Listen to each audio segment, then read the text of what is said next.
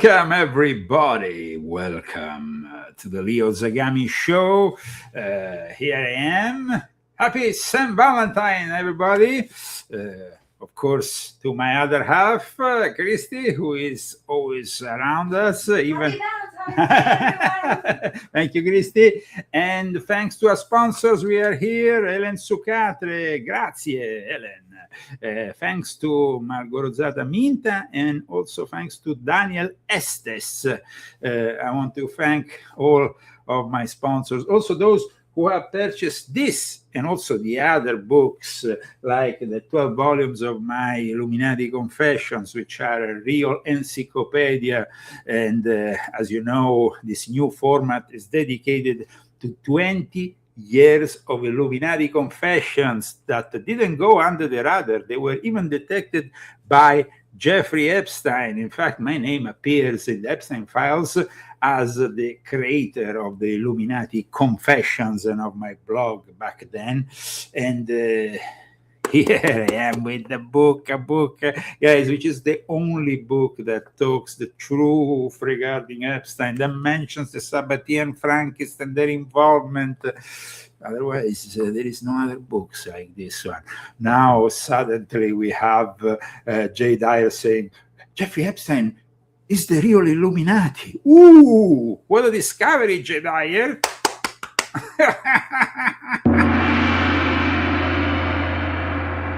Well, we know, guys, that the Rio Zagami Show is always in front of everybody regarding certain topics. And today we are discussing B'nai Brit. Yeah, it's important, guys. It's a very important episode because I want to discuss the involvement, of course, of B'nai Brits, Roy Cohn, and Donald Trump in the rise of Epstein, but also of B'nai Brit in general, because it is a form of Jewish Freemasonry, which, like I explained in this book, was created by the Sabbatean Frankists, and it got to the point of creating also their own Illuminati in the early 90s with the mega group, which was headed by Les Wexner. But today we're going to go dig deep into the history of the whole thing. But first of all, an applause, Zagami style, to our sponsors and to all the people who are supporting us. Thank you.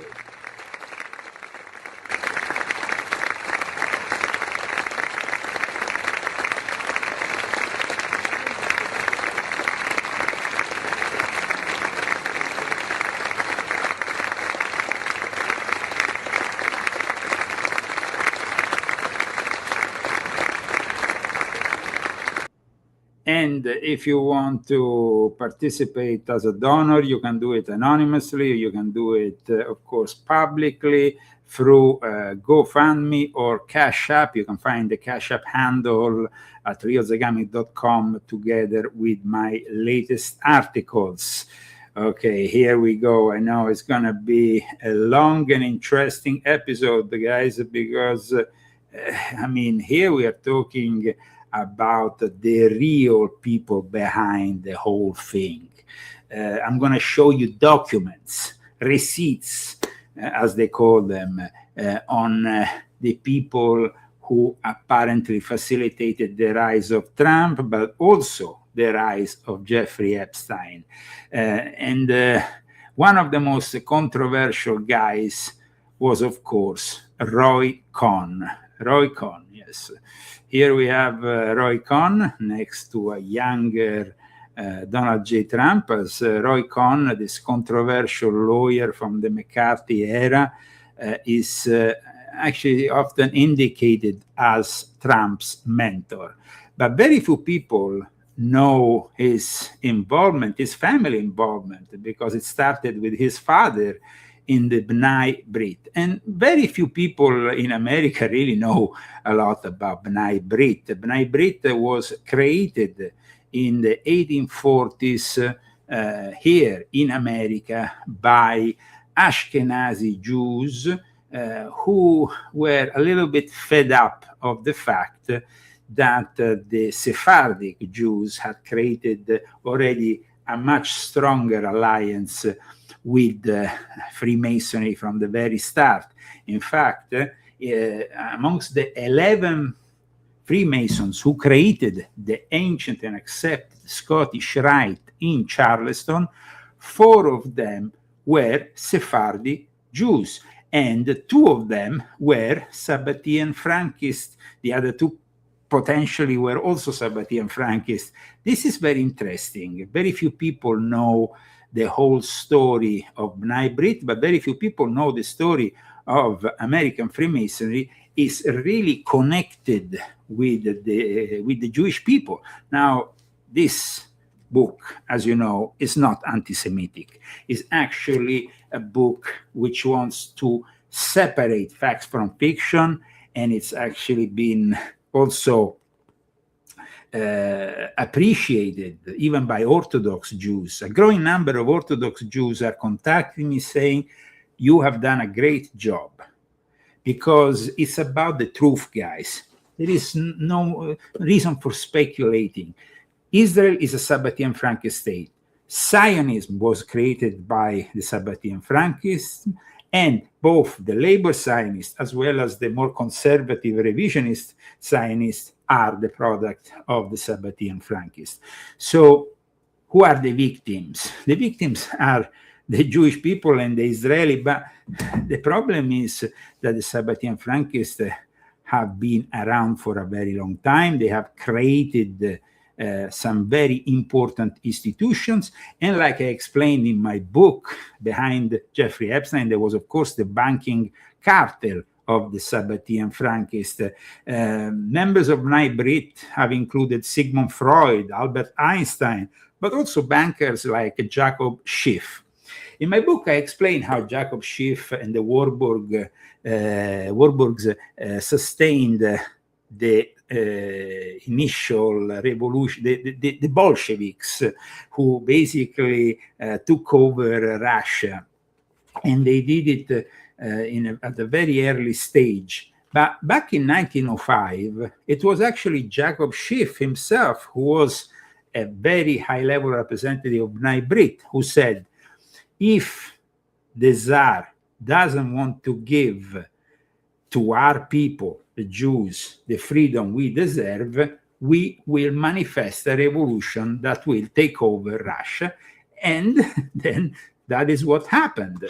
So Jacob Schiff is also a very important figure of the Sabbatean Frankist movement, but also, as you know, it becomes also a very important figure of the Federal Reserve System, and we have done a whole episode that explains that. But Jacob Schiff was the one who then would support another Sabbatean Frankist, who was Leon Trotsky, the Russian revolutionary. But let me explain a little bit what is B'nai Brit and why the real interpretation of the name B'nai Brit is also very important to understand what we will be discussing today. Because today, guys, I will be showing you documents that prove that Donald J. Trump has been involved in all this from the very start. Here in these documents that I have retrieved from the Ronald Reagan Library, we have some very interesting things. Okay, Ronald Reagan Presidential Library, Digital Library Collections. Let's go into this digital library. And here we have immediately a letter from April 29, 1983, from Ronald Reagan to Roy Cohn. Roy Cohn has always been a very controversial figure. We will be discussing him very much today. And is often, like we said, described as being the mentor of Donald J. Trump. In this letter, it says, "Dear Roy, I am delighted to send my greetings and congratulations as you are honored because, as I explained in my book, he was a member of a very important lodge of the B'nai Brit, not any kind of lodge, but a lodge with a great influence, a lodge known as B'nai Brit's Banking and Finance Lodge, which still exists. And there was this event called, you see, B'nai Brit, Banking and Finance Lodge, and the Banking and Finance Division of State of Israel Bonds request the pleasure of your company at the testimonial dinner in honor of Roy Cohn. Guest speaker, also this guy is important, remember him, Alphonse M. D'Amato. But when we go here into the tribute to Roy Cohn, before going into the tribute to Roy Cohn and explaining who Roy Cohn really was, Children of the Covenant is their official name. But in reality, the real name, interpreted in the correct way, was for Rabbi Antelman, Sabbatai is my illumination. And I will explain to you how that needs to be interpreted the correct way. First of all, there was a number of people that arrived from Europe. They were, most of them Sabbatean Frankist, most of them Ashkenazi. They arrived here in America, and there was a massive immigration in the 19th century from Center and Northern Europe, Eastern Europe, of Jews of Ashkenazi descent. The Sephardic Jews had been already here for quite a while. It is said actually the Sephardic Jews were even with, even Cristoforo Colombo, I call him in Italian Cristoforo Colombo, but I call him Cristoforo Colombo, was deemed to be a Sephardic Jew together with other of his team, of his maritime team on his free ships that eventually arrived here in the United States of America. So what happened with the Sephardic Jews and why eventually the Ashkenazi decided to create the B'nai Brit? So let me explain how the B'nai Brit was created in 1843. Let me explain also the real significance of this name, which initially they were known as the Bundesbrüder, which means League of Brothers. But this kind of seemed too obvious, no? And so in the end, it was changed to B'nai Brit, and was founded in Aaron Shimmer's Cafe in New York City, Lower East Side, on October 13, 1843, by 12 Jewish gentlemen that, of course, symbolize these 12 Jewish tribes. Rabbi Antelman describes the group as Jewish-born German Sabbatean Bundists who immigrated to the United States in the 19th century. This is what I wrote also here in my book. The influence of the Sabbatean Frankists is obvious. But let me also explain what I also cited here from Rabbi Antelman regarding the real meaning, the hidden interpretation of Bnai Brit, which means officially sons of the covenant. But the meaning is a different one. The Sabbateans utilized Atbash in amulets and certain esoteric secrets. Sabbatai's name itself was cryptically written as Babetai. The first letter of his name, Shin, was substituted with Bet. When the Hebrew letters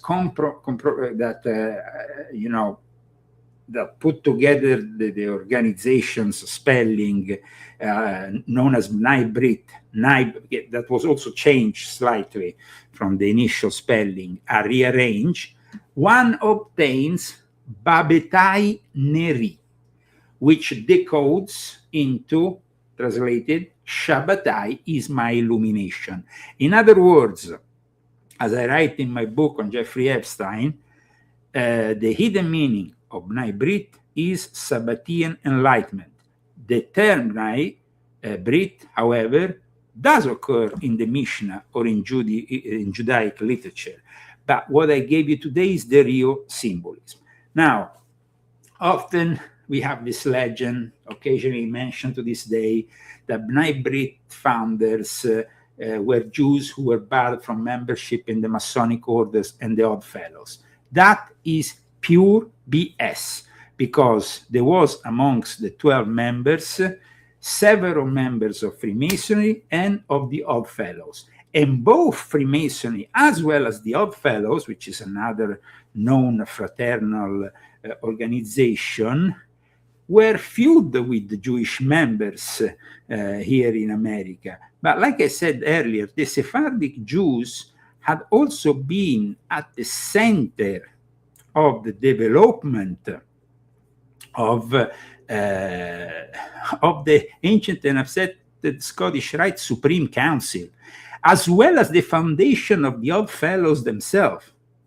So it's very important to explain all these things. So then you will have at the end, because at the moment, everybody is submerged by all this unsettling truth about the Epstein files that reveal power and privilege. But what I'm going to show you today, guys, is that this power and privilege has always been here, and has been certified by the presidents of the United States themselves. Check out here all the presidents who had something to say about Bnai Brit International, building, as they say here, a better world. We have basically here it says, since our founding in 1843, Bnai Brit has been a leader in the fields of community service and philanthropy. And one would say that's okay. Our vital work around the globe, spanning 3 centuries, has been recognized by US presidents and other leaders, from Grover Cleveland to Donald Trump. I think you spell it Grover, yeah. American presidents have acknowledged that Bnai Brit's commitment to prompting programs of tolerance and all this. After I will explain you why Bnai Brit in reality has been built to transform Judaism in Reform Judaism and what is today, and basically fighting Mosaic laws one by one, eliminating them and substituting them with a new form of Judaism, which is in itself completely satanic. Here you have Grover Cleveland, president, who says, a society formed for the furtherance of such noble purposes as that of Bnai Brit should not only excite enthusiasm of its members, but should also inspire the good wishes of all who desire to see humanity better and the higher instincts of our nature cultivated. But, of course, here we have Theodore Roosevelt, who says, hearty good wishes to Bnai Brit, all success. So here we have all the presidents of the United States, William Howard Taft, who also says, I have great respect for Bnai Brit because of the good of which it has done. Yes, sure. But why didn't they help then the Jews when they really needed at the time of the biggest need after the election of Adolf Hitler? They could have really done something there. They did nothing. Here we have Woodrow Wilson, who says, the fine work of B'nai B'rith undoubtedly contributes to the uplift and betterment of the nation. I have been particularly interested in the work of education and philanthropy. Because philanthropy, even Jeffrey Epstein called himself a philanthropist. Remember, guys. Here we have Warren Harding. Then we have Calvin Coolidge. We have Herbert C. Hoover. We have Franklin Delano Roosevelt, who says, B'nai B'rith, and I'm quoting Franklin Delano Roosevelt, has effectively served the well-being of American Jewry and the nation. Ooh, wow. And then we have, of course, Harry Truman, who says, B'nai B'rith service during peace, as we counted upon it with such good results during war. The fine patriotic service of B'nai B'rith during the war years has earned a nation's gratitude. Okay. So here, guys, and then you have Dwight Eisenhower, you have John F. Kennedy, who says voluntary organizations such as B'nai B'rith are an essential part of a free society. This was the guy who criticized secret societies, but maybe not societies with secrets, because everybody knows B'nai B'rith, but in reality, nobody knows the secrets of B'nai B'rith. Then you have Lyndon Johnson. Then you have another guy who had some problems, yes. He got kicked out with Watergate. Richard Nixon. The highest standards of B'nai B'rith and of the United States and of humanity are all one and the same today. Blah, blah, blah. Okay. We have Gerald Ford on B'nai B'rith. We have Jimmy Carter on B'nai B'rith. We have Ronald Reagan. B'nai B'rith has sponsored religious, cultural, and civil program. I mean, every single president in the United States, George H.W. Bush, Bill Clinton, George W. Bush, Barack Obama. Barack Obama says, quote, B'nai B'rith International has helped open our eyes to injustice. Ooh, wow. Why? Well, because they founded, of course, the Anti-Defamation League. Then we have Donald J. Trump. Over the past 175 years, B'nai B'rith International has enhanced the lives of Jewish people and of many others around the world through charity, volunteerism, educational programs, and advocacy efforts. These achievements extend far beyond their community or one country, and they reflect a sustained commitment to enriching the spirit of humanity. Okay, at this point, let's dig deep into the B'nai B'rith's history and the connection with America and how they have been created as an ulterior way for the Sabbatean Frankists to take over the show. The Sabbatean Frankists initially, like I said, tried to take over the show by inserting in the 11 Gentlemen of Charleston, who founded the Supreme Council of the Scottish Rite in 1801, 4 of their, at least 2 were Sabbatean Frankists. For sure, the other 2 are in doubt, but they might have well been. They were all members of Charleston Sephardic community, the Kahal Kadosh Bet Elohim congregation, which at the time was one of the biggest communities in America.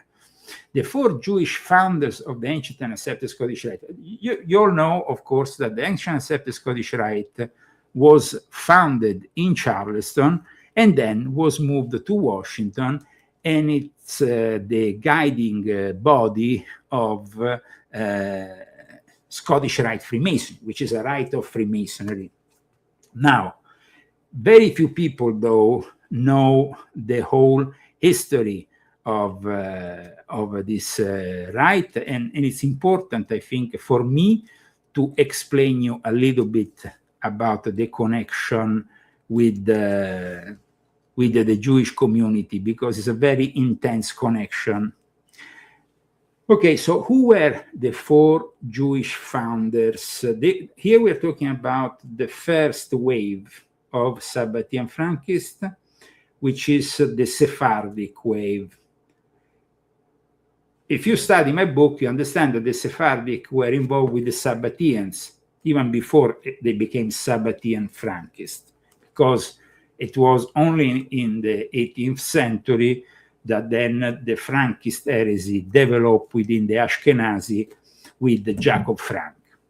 Now, amongst the four Jewish founders of the Supreme Council of the Scottish Rite, there was Israel de Liben.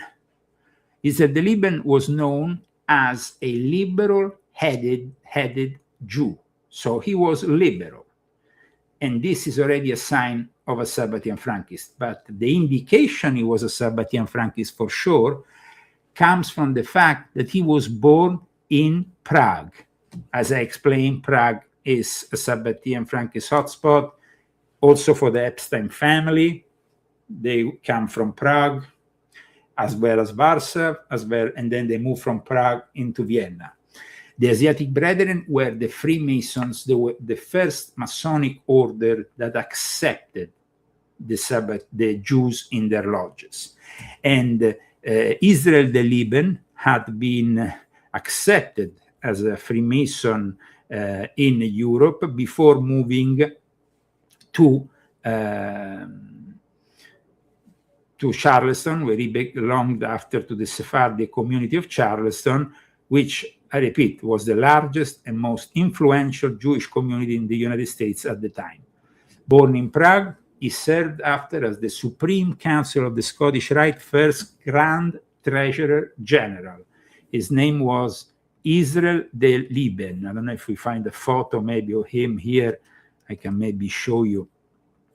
And it's quite interesting to see, no, not this, the face of a Sabbatean Frankist sympathizer. And now I'm going to also show you from the original document. Let me see if we can close this. Okay. And let me show you here Israel de Liben. Welcome to the Leo Zagami Show. Today we are discussing how B'nai Brit helped, of course, Donald Trump and Epstein, and what is B'nai Brit? Israel de Liben was born in Prague, Bohemia. He became a Mason during a stay in Dublin, Ireland, and later emigrated to Pennsylvania, to Philadelphia, Savannah, and ultimately Charleston. He was well active in the Beth Elohim congregation. Some people say that he only became a Freemason when he went to Ireland, others that he was already a Freemason when he got to Ireland. That, of course, is a matter of... But Israel de Liben was one of the founders of the Supreme Council of the Scottish Rite. The other Jewish founder was Abraham Alexander. Abraham Alexander, born in 1743 and died in 1816, was born in London. He was a volunteer, known in Jewish as Azan, lay minister for the Beth Elohim congregation for 2 decades, and served as the Supreme Council Grand Secretary General. It's a very important congregation, the one he was a part of still to this day. Let me show you. Of course, now it reflects those typical progressive values, because a lot of what the B'nai Brit did was to actually transform Judaism from within. The other important member was Emmanuel de la Motta, a merchant and auctioneer born in Danish West Indies. He was a sovereign Grand Inspector General and later the first Grand Treasurer General of the Supreme Council of the Scottish Rite. He's also credited, though, with establishing later on in August of 1813 the Northern Jurisdiction. So the Northern Jurisdiction was established by...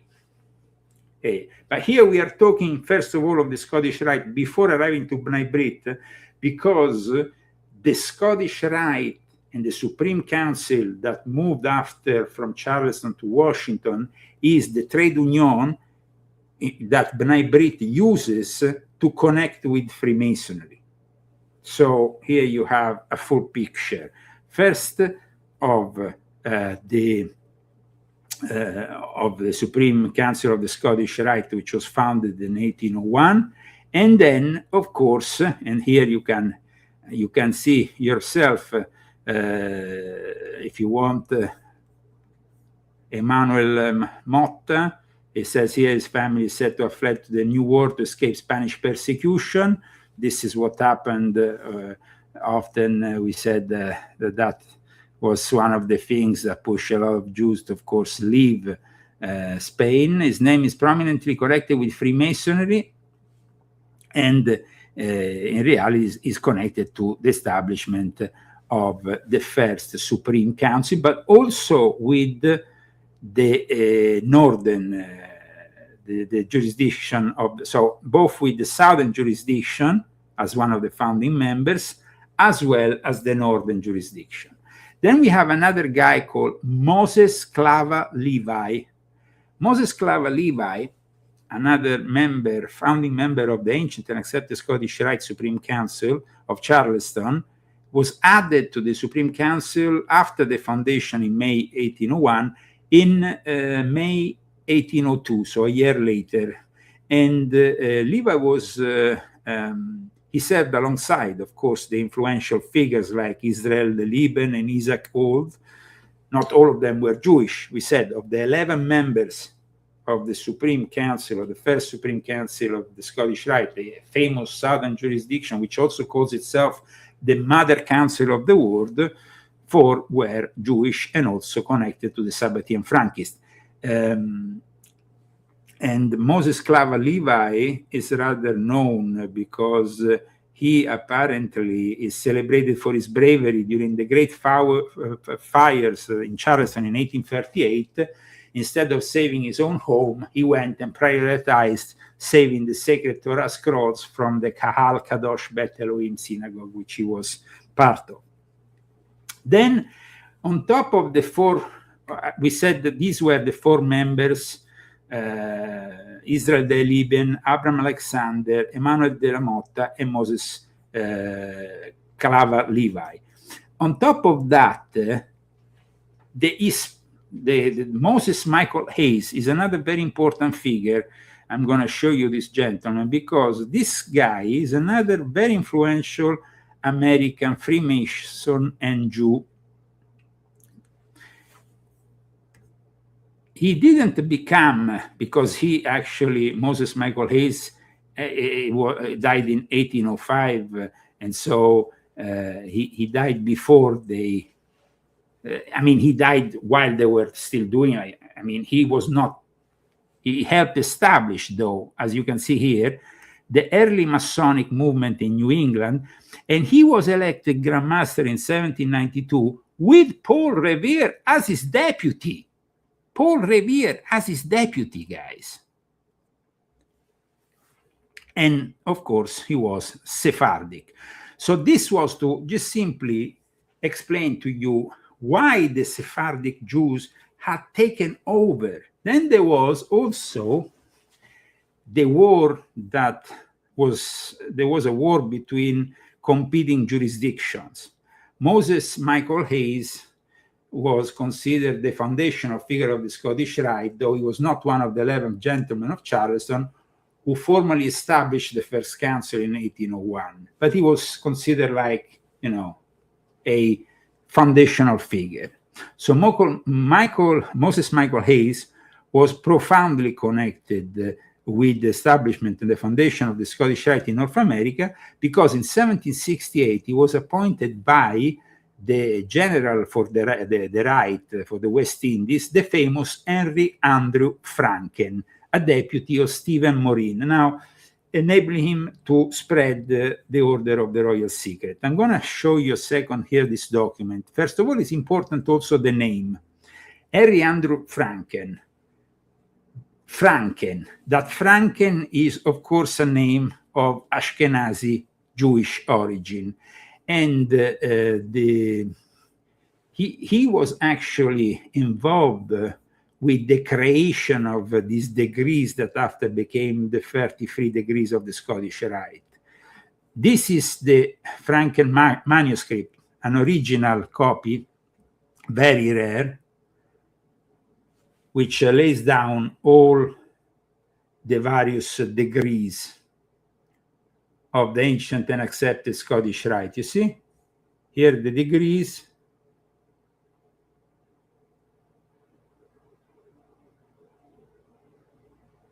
Now, there was a problem, a conflict that also explains the power that the Sabbatean Frankists have over the Rite from the very beginning, because there was a guy who became, by the way, the founder of the Grand Lodge of Cuba, but then later on gave birth to the Chernahu Rite. Now, there was a conflict between Masonic jurisdictions.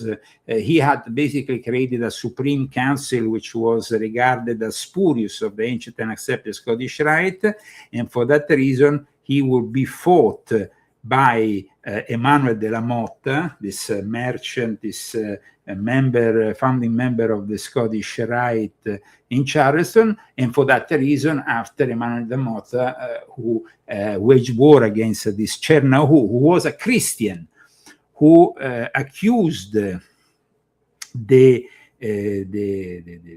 Rite, created the Supreme Council, the original Supreme Council in Charleston, of having, in a way,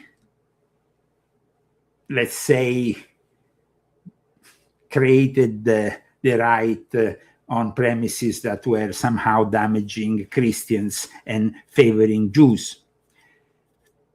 Now, the 11 founding members of the first ancient and accepted Scottish Rite Supreme Council, 5 were Protestant, 4 were Jews, including Emmanuel de la Motta, and 2 were Roman Catholics, and they were both Jesuit agents, Leconte Alexandre François Agustin de Grasse and his father-in-law, Jean-Baptiste Marie de la Hogue. Now, Jewish individuals were also involved with the foundation and expansion of the Independent Order of Odd Fellows, with the records indicating that some early members and leaders were present in specific regions in Canada, in Germany, and the organization that was founded by Thomas Wheatley in Baltimore in 1819 was known for being non-sectarian. So at one point, what happened was that apparently somebody had proposed to open a lodge, Odd Fellow Lodge, to the guy who would then end up founding the B'nai B'rith. They proposed to him, why don't we open an Odd Fellow Lodge only for Jews? And he said, no, I will instead do a completely new, create a completely new order. And that order, initially, at least until the 1920s, was clearly Masonic. I mean, like I explained also in my book on Jeffrey Epstein, until the 1920s, they had Masonic, similar to Masonic regalia. So you had the aprons, medal things, all in a Masonic style, let's say. Now, there's very few, books that talk about B'nai B'rith. The subject of B'nai B'rith has always been kept very secretive. But like I explained, it wasn't because, like, it's common knowledge that the Jews couldn't join Freemasonry. They couldn't join Freemasonry in countries like Germany, if not the lodges of the Sabbatean Frankists, which were the Asiatic Brethren. But here in America, as you can see, both the Odd Fellows and the Freemasons were quite open to Jews. However, there was some problems when we start to see this massive Ashkenazi immigration in the 19th century, because the Sephardic Jews initially saw the Ashkenazi immigration of the 19th century as a threat to their own wealth. And in reality, when the Ashkenazi arrived, they were really super successful. All the big banking families are all Ashkenazi, and most of them are Sabbatean Frankists. So this is just to give you let's say, the first 39 minutes of the show today have given you a introduction to this subject of the B'nai Brit, which is a form of Jewish Freemasonry. And a form of Jewish Freemasonry that initially the founders were all Ashkenazi Jews, but immediately after the foundation, their success eventually brought all Jews together, Sephardic and Ashkenazi, to collaborate together, because eventually became the most important and influential Jewish fraternity, the most influential Jewish fraternity. And if you want to know more about them, I will suggest, aside from my latest book on Jeffrey Epstein, if you read French, there is definitely this book, which is very interesting, Mystère et Secret du B'nai Brit, which is a French book by Emmanuel Ratier, one of the very few books on these subjects. And then there is, in the English language instead, a more historic but still interesting book by Edward E. Grusd called B'nai Brit, The Story of the Covenant. This is also an interesting book that you can read on this subject. Now, regarding the actual origins of the B'nai Brit, there is conflicting tales, and you can all find them on this story of the Covenant by Edward E. Grusd. Of course, each of the co-founders of the B'nai Brit wanted to be the biggest protagonist of it. So, that's why you have conflicting. And then also this thing about having created something because they were not accepted elsewhere, when in reality, we know for sure that there was both Freemasons and member of the Odd Fellows in the B'nai Brit. The B'nai Brit was very important for the family of Roy Cohn. Roy Cohn is the guy who really creates a very important situation that predates Jeffrey Epstein, because, guys, there has always been this sex trafficking and blackmailing through sex operations conducted by the United States intelligence, and they predate Jeffrey Epstein by decades. So how did they originate? Well, they originated a long time ago. And first of all, let's talk about how all this gets to Roy Cohn, and to Jeffrey Epstein. The fact Roy Cohn and Jeffrey Epstein were direct, we don't have evidence that they were direct acquaintances or that they ever met. Because Roy Cohn, when he dies in the second half of the 1980s, that is the moment in which Epstein meets with Trump shortly after, and also is the moment in which the elite behind Roy Cohn gives that blackmailing operation, using sex and all that, and everything that you see with Jeffrey Epstein is very much also including the arm deals, something, and of course everything connected to Israel, because we have to unravel today, of course, the intelligence ties of the Maxwell family, but at the same time the mega group, the Maxwells and the Mossad, the spy story, which is really at the heart of the Epstein scandal. And we have to start, though, with this government blackmailing operations and explaining a little bit about Trump's mentor. Because Trump, here I'm going to show you in this documents that I have here, you will see also the name of Trump in a very important dinner in honor of Roy Cohn for the B'nai Brit. Roy Cohn's father had been also a very important figure of the B'nai Brit, but he was a leader, like I explained in my book, of the Banking and Finance Lodge. And in 1983, in tribute to Roy Cohn, Roy M. Cohn, as it says here, B'nai Brit Banking and Finance Lodge takes special pride in according this well-deserved public tribute to Roy Cohn at its annual State of Israel Bond Dinner. In public life, he has been a tenacious champion of Israel's right to exist in peace and security and of American political. The guy was a crook, a big crook. But the appreciation, of course, Banking and Finance Lodge is pleased to take this occasion to grant special recognition to 11 previous guests of honor.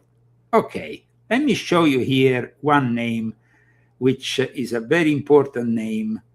An honorary chairman can also not be Jewish. We have, of course, here Rupert Murdoch, who is Jewish, and we know who is Rupert Murdoch. But as you can see here, you have also Donald J. Trump. This is a very important dinner, because here in this dinner and in this event, we have some very important people that will be connected for many years ahead to Epstein, to Trump. Ronald Lauder. So this is all a lot of internal material that I've gathered to explain a little bit the situation today to those who don't know. So behind Les Wexner, behind Epstein's mysterious wealth, you have to go back to a guy called Samuel Bronfman, because these are the origins of these blackmailing operations, and it's very important to explain them. There's many questions today on Jeffrey Epstein, if he had worked for the intelligence and all that. But in reality, it was the intelligence, like I always said, that worked for the Sabbatean Frankist elite, for the B'nai Brit, that is Jewish Freemasonry. Epstein was running a blackmailing operation, of course, but he was working also for various intelligence agencies that were all connected and all operating under these love traps, no? How the Washington Post once nicknamed the CIA's love traps. These love traps were excogitated, but remember, it's not about a state here. It's about a sect, an all-powerful sect. Today, the B'nai Brit is a massive institution. It's a very influential institution. Samuel Bronfman, who was part of it, was involved in the Prohibition era. And he was involved, of course, as other Jews at the time, with the Italian mafia. So Samuel Bronfman was a prominent Canadian distiller who built a fortune by legally producing alcohol in Canada and smuggling it into the United States during the Prohibition between 1920 and 1933. So these kind of people, as you can imagine, they're not really nice people. They are crooks, the biggest crooks. And Samuel Bronfman, then, his two sons will end up in the elite of the B'nai Brit, in the mega group that was founded by Lex Wexner in 1991, which I talk about here with Steven Spielberg, with Lauder, and other elite members of the B'nai Brit. Now, so we start also with another important person who is linked to Bronfman and to the B'nai Brit. We're talking about Louis Rosenstiel. Now, this guy here is very important because he will be the mentor of Roy Cohn. So it's important to show you who this guy is and explain you who this guy is. I know it's a little bit complicated today. We have a bit, it's probably we should divide it in two parts of the show but this guy is another big crook. And of course, liquor distributor and philanthropist, fundraiser for Jewish causes. This guy is also one of the elite members of the B'nai Brit, but he was also behind operations similar to the ones we are seeing with, that are coming out with Jeffrey Epstein. Jeffrey Epstein is nothing new. He's the product of a system that predates him. And the Bronfman family, I repeat, now with the sons of Samuel Bronfman, Edgar and Charles, who were co-founders of the mega group, were also very important in all this situation. But it's very important to understand here that all these people have always gone untouched by the law. Even Roy Cohn, when he had his own scandals, got always untouched by the law. The guy was, so high up. I showed you a letter written by Ronald Reagan. This is a photo of him and Ronald Reagan at the White House. Here. See, Roy Cohn here, and of course, Ronald Reagan at the White House. Weapons dealing, pedophilia, and other things arriving at the White House, guys, is no novelty. The Washington Times talks about it in an article in June 1989. Let me show you here. Watch this article. Homosexual prostitution inquiry ensnares VIPs with Reagan Bush. Call boys took midnight tour of White House. Now, this is also a product of what Roy Cohn was doing back in the days, but at this point he was already dead. So somebody else was continuing for him. Call boys took midnight tour of the White House. I mean, it's scandalous to say the least. A homosexual prostitution ring is under investigation by federal and district authorities and includes among its clients key officials of the Reagan and Bush administration, military officers, congressional aides, and U.S. and foreign businessmen with close ties to Washington political elite. Documents obtained by the Washington Times reveal. Okay.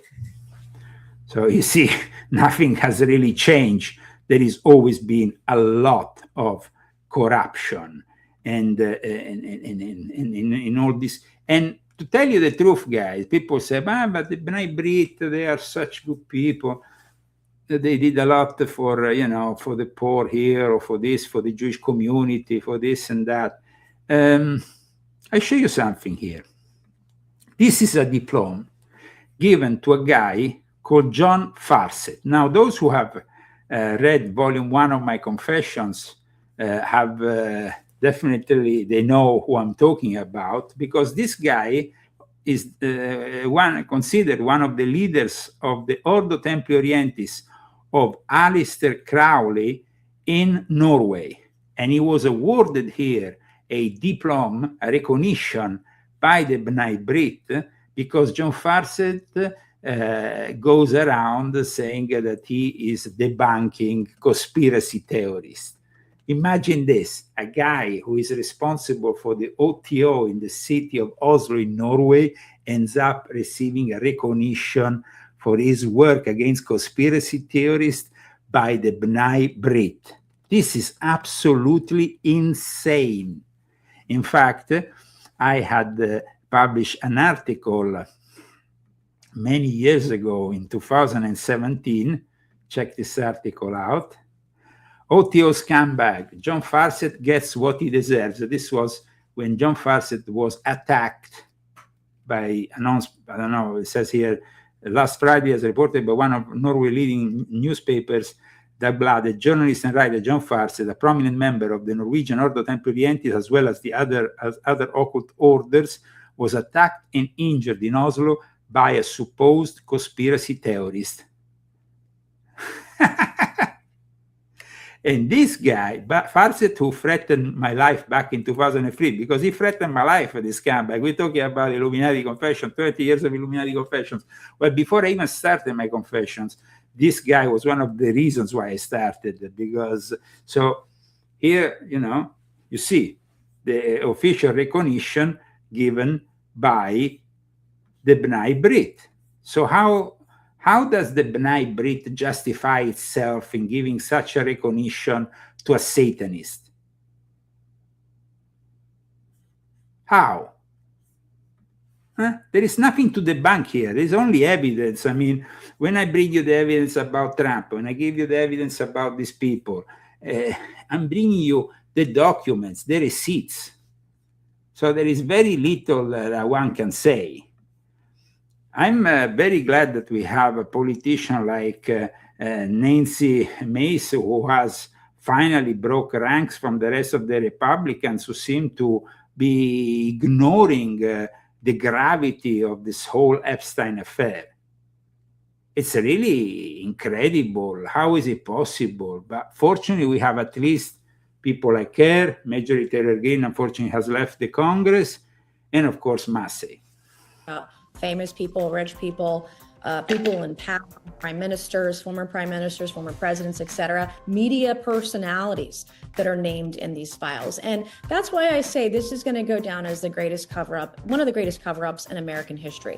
And I don't believe the girls are actually going to see justice, which is why it's going to be incumbent upon people like Democrat Ro Khanna, Republican Thomas Massey. I'm a Republican myself who's willing to name some of those names in our committee work, on the floor of the House, whatever it takes, because this kind of thing cannot continue to go on. I want to give the next girl hope that when she comes forward, she won't be shamed. Her life won't be smeared in the Daily Mail or whatever the next press, is going to do. What they do to female victims and to children is disgusting, because they're protecting their rich and powerful friends. But you'd be surprised, shocked even at some of the names in the file.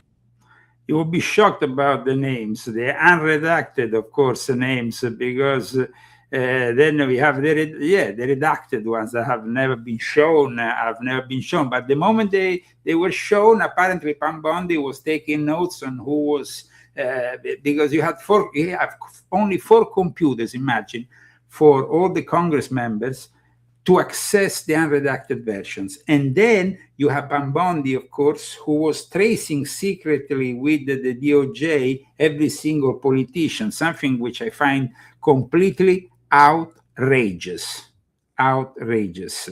It's beyond, there is things that I simply think are way too much here. How can you tolerate something like that? The fact that a congressperson who is entrusted, with all the relevance they have through the votes of the people who voted them, and goes there in a reserved capacity, in a private way, so they don't get monitored, with these 4 computers, and then instead they are traced, and Pam Bondi is actually taking notes, and that is insane, guys. Think about it. It's completely insane, the fact that they are tracing every single information, redacted information from the files. When I saw Pam Bondi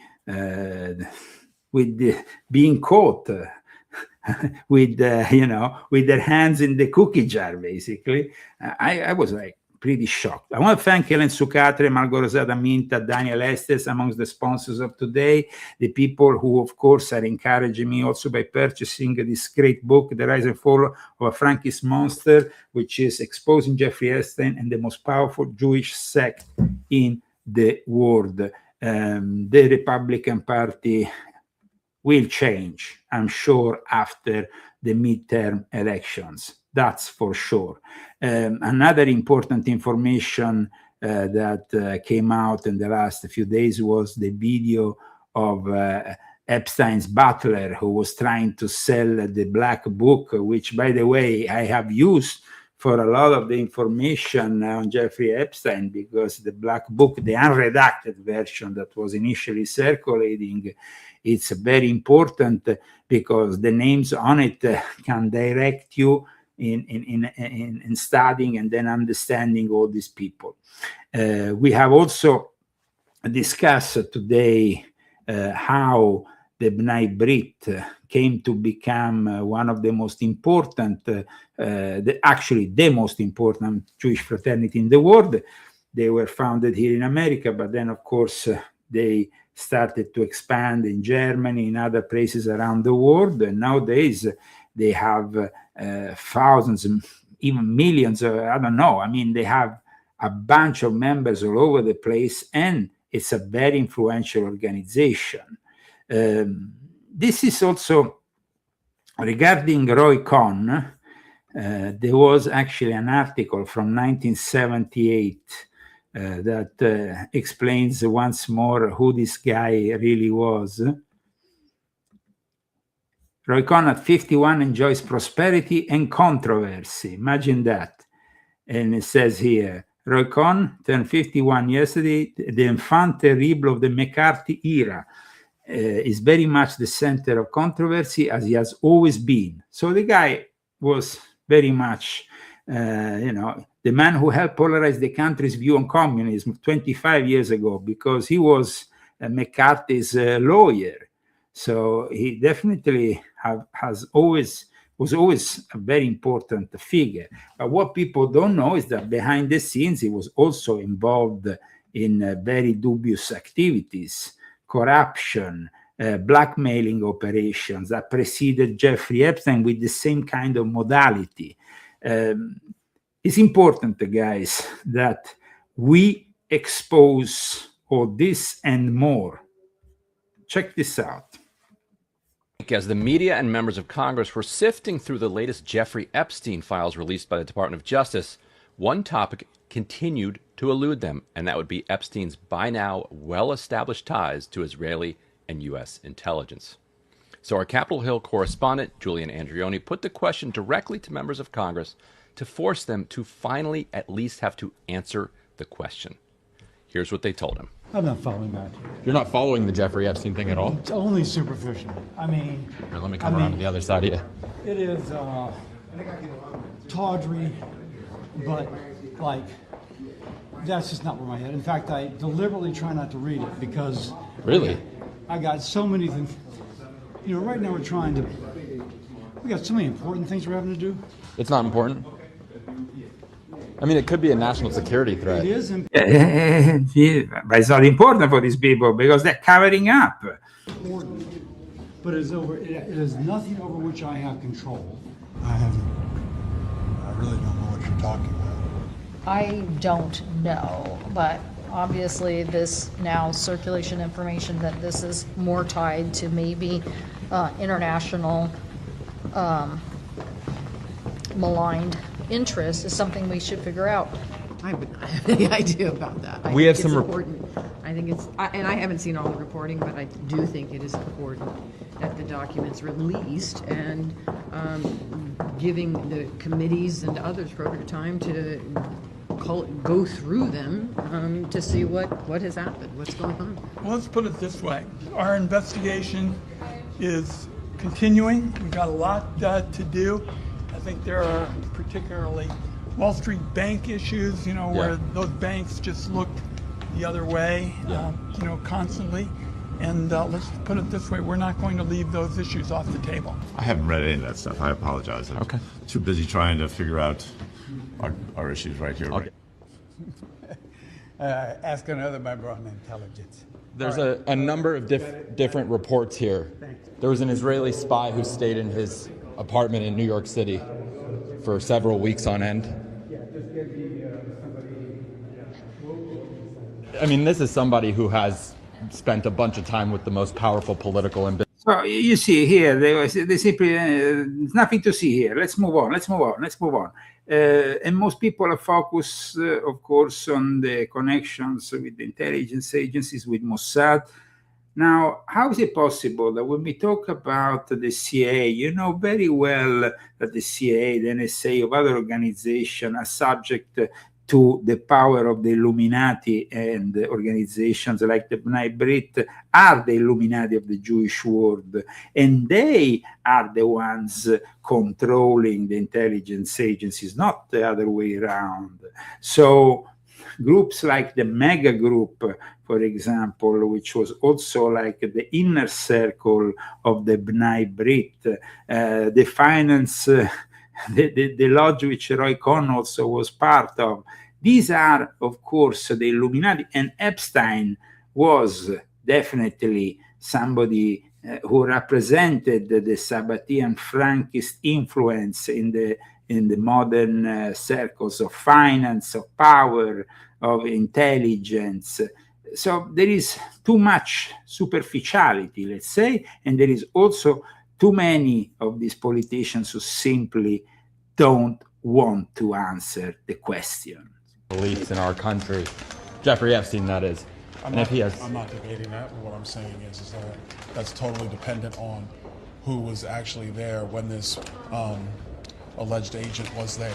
Right. So if he was just staying there alone. If the agent was just there with Epstein, and Epstein doesn't have confidential classified information, then what are we talking about? No, of course, that all should be looked into. I just don't go off of, Reddit posts. I want to see actual evidence of it. Well, we've gone through the emails. I mean, I can send you a link to our reporting. This is not Reddit posts. No, I understand, but there's a lot of emails. They don't necessarily mean that it's fact, right? Right. So, but there's obviously... But if you have the former Prime Minister of Israel and then Jeffrey Epstein himself coordinating together to... Okay, so let's go back to that pivotal moment, that 1983 dinner specifically sought to honor Roy Cohn for his pro-Israel advocacy and its effort to fortify Israel's economy, because it was at that event that we find Rupert Murdoch, Donald Trump, and the head of Bear Stearns, Alan Greenberg, all of whom will be connected to Jeffrey Epstein. Remember, the moment in which Roy Cohn dies of AIDS, because he dies of AIDS, he was always at the Studio 54. He was an homosexual, but he was very promiscuous. He was always at the Studio 54, and he was always partying. And in 1986, like many people of that time, he ends up dying of AIDS. The system needs somebody like him, needs somebody who can be unscrupulous as him, somebody who can be just as deceptive and criminal as him. That's the moment in which Jeffrey Epstein gets recruited even further into the operation by Les Wexner, gets given a whole building in New York. That's the moment in which, of course, we see Jeffrey Epstein going to the next level. So I repeat, based on available information, there is no definitive public knowledge that Roy Cohn and Jeffrey Epstein ever met or were acquaintances. But remember that Roy Cohn was a close member to Donald Trump from the early 70s until Cohn's death, and Epstein immediately after becomes associated with Donald J. Trump. So we have here, of course, cases of corruption that involved Roy Cohn that still, till the day he died, was never touched by anything. He was going in and out of the White House, being a very influential figure. Roy Cohn was indicted yesterday on charges of bribery. This was back. Imagine this article is from 1969. Did something happen to him? No, absolutely nothing. He was always a very influential individual, and the same for Jeffrey Epstein. That's why the power in Washington, the swamp, is acting this way. One of his top aides and spies to stay in the apartment. That is more than a Reddit post, no? Oh, yeah, and that Yeah. should be looked into. Okay. Just like Fair. all the Trump stuff is being looked into, just like the stuff with the royal family in England's being looked into, so like all of that should be looked into. Yeah, absolutely. Look, I don't know anything about that, so, the DOJ should just disclose all of the documents that they have as required by law. I wouldn't be surprised. You wouldn't be surprised. Why is that? Well, you got to ask yourself, how was he allowed to get away with what he was getting away with for so long? Using sexual exploitation like that is been a tactic used by many intelligence agencies. I mean, the more I learn about what's in these files, the more I learn about Epstein's ties. Nothing would surprise me. I don't know. You don't know? I don't know. I have no idea. Not something that I have any information about. Do you think, based on any of the public reporting, he had any ties to intelligence agencies? I have no idea. I have no idea. I'm still just a freshman up here, so I'm still trying to learn the ropes, but I have no idea what ties he had to anybody. Boy, I don't know the answer to that. But this is another reason why full transparency is absolutely necessary. We need to have a full release of these Epstein papers, of these files. Yeah, where there's a lot of smoke, there's fire. That's all I can Really? say. Yeah. Okay. I read a lot of those emails. So. I mean, I'm concerned with the implications to so many people in power and people currently in this administration. Yeah. First I've heard about it. We're working appropriation bills today, and that's where my focus is today. I do not know the answer to that. I know there's a lot of speculation and a lot of reporting about it, but I've not been able to systematically study. Have you seen any of the reporting that's public or I've the seen the emails? reporting, yes. Do you think he had any ties to intelligence agencies? I have no idea. Yes, they have no idea. Because, of course, he had ties with intelligence agency. The whole thing was an operation run for the intelligence agencies, but also by the Sabbatean Frankists to control, still to this day, the intelligence agencies, just like the Jesuits do. If you want to know more about all these unsettling truths about Epstein and the New World Order, please check out leozagami.com, check out my books, the 12 volumes of my confessions. Today we have, of course, connected a few dots. Then the Nightbreed created lodges to control Hollywood. If you want to know more about Hollywood, you can go and check out volume 8 of my confessions. This whole system is simply hidden in plain sight. I mean, we have discussed today the shocking origins of all this. But remember, in regards to also this whole palavas, the English will say, we can never, of course, then not point out also on the connection with Robert Maxwell, who apparently introduced Ghislaine to her daughter Ghislaine to Jeffrey Epstein, because at the end of the 80s, he wanted Ghislaine to find a husband. And of course, Donald J. Trump was always very close to Robert Maxwell, who also died in very mysterious circumstances. And by the way, like I explained in this book, Robert Maxwell claimed to be the reincarnation of Jacob Frank. This is a very important thing. And at the same time, his surname was Hawk. He was a Sabbatean Frankist from Eastern Europe. So don't miss next week's episode. Keep on supporting the show. Thanks to Ellen Sucate, Margot Minta, Daniel Estes. If you want to become, of course, sponsors of a show, you can do it anonymously or publicly. Let us know with a note when you send the donation. And I see you next week. Illuminati want my mind, soul, and my body. Secret society, I'm trying to keep it on.